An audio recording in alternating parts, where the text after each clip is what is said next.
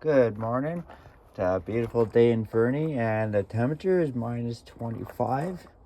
Well, it was colder this morning, so yes, that's the other reason why I can only work on this for small amounts of period of time is because I have frostbite on my fingertips.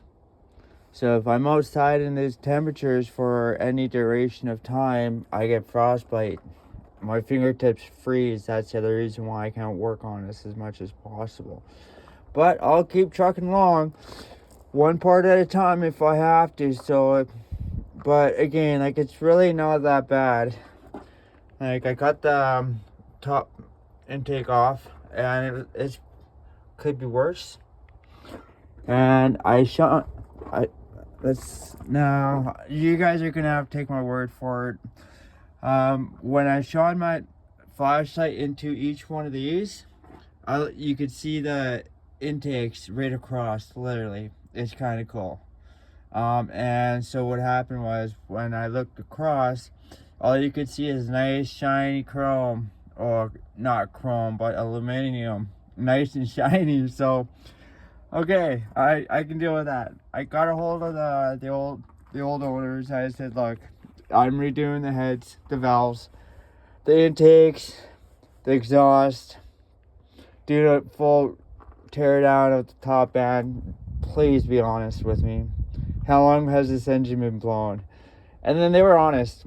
Because it's 300,283 kilometers, I'm thinking it went around, they said around 2 months. But they didn't drive that much, only when they had to. So, but they work in Sparwood. And Sparwood's quite a ways out. Not that far, but you do enough times, it's a headache.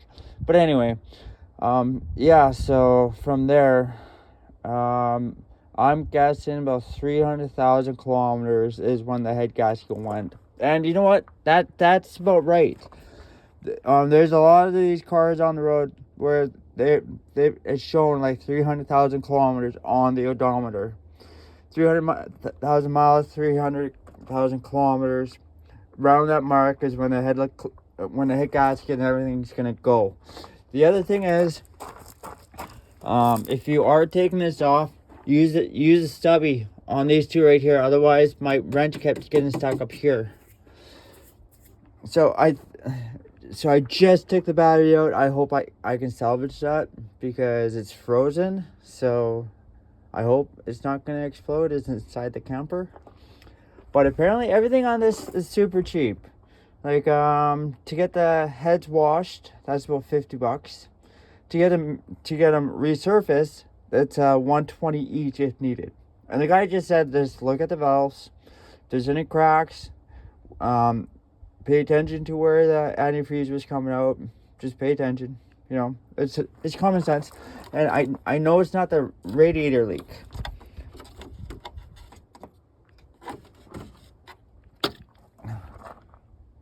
Because there's still some in there. That's actually where it was.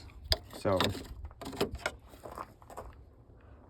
and yeah, and you can actually see the separation of the gaskets. It's pretty amazing. 300,000 kilometers, man. My trucks, whenever I bought a new truck, I made sure it had over 100,000. I made sure it had 100,000 kilometers on it. And well, if you look down there, yep, heads. Not a big deal. And then of course, after all the gaskets are replaced, I gotta install a new thermostat. I'm pretty sure that one's seen better days. Yeah. So remove the battery.